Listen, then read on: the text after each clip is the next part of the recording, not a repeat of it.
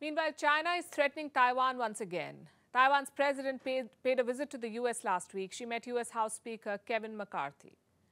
The visit made Beijing furious. So for the past 3 days, the PLA, that's the Chinese army, has been doing drills around the island of Taiwan. These are reckless actions.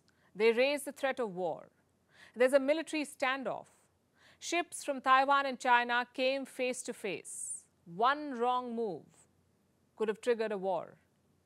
This happened near the median line. The median line is the unofficial border between China and Taiwan.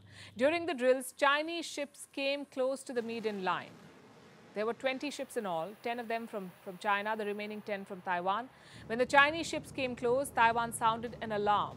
They asked the Chinese ships to return. The tense standoff was caught on camera. Take a look at this. 这里是中华民国海巡署100拐沟艇广播。你现在已经严重破坏地域和平、稳定及安全，请你立刻转向驶离。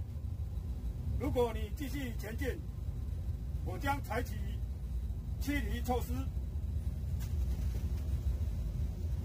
The PLA has been engaging in such activities for 3 days now.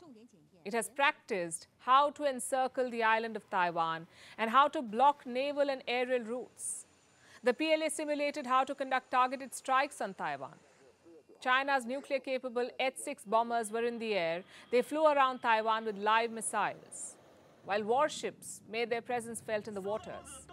Beijing said these drills are a serious warning for Taipei. As I have also introduced earlier, the spokesperson of the Eastern Theater Command Military Division also pointed out recently that the Combat Police Patrol and the joint exercises around the island of Taiwan are a serious warning against the provocations of Taiwan independence separatist forces.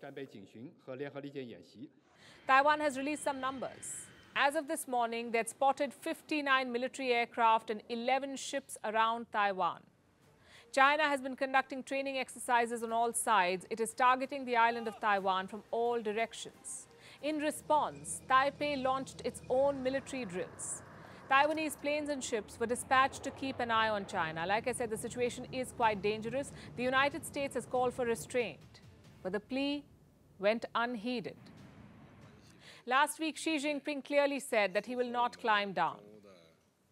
EU chief Ursula von der Leyen was in Beijing.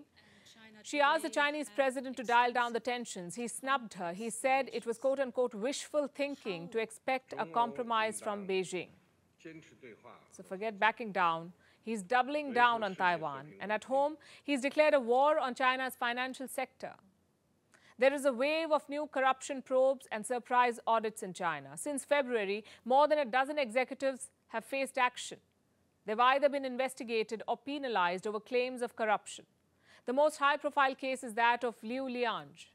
He's the former chairman of the Bank of China. The charges against him are not clear. The Communist Party has issued a one-line statement. It says, Liu is suspected of, and I'm quoting, suspected of serious violations of discipline and law.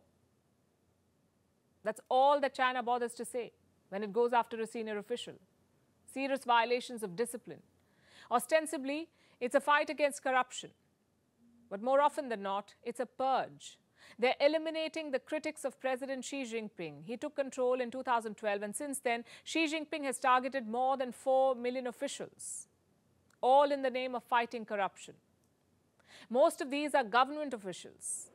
And now China's financial sector is the new target. The crackdown has already begun, and they're feeling the heat.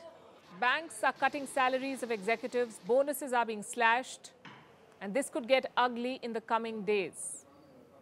Remember, last month, Xi Jinping began his 3rd term in office. He has made himself more powerful in the Chinese system by installing loyalists in key positions. Now, President Xi is wielding this power against Taiwan and against his own people.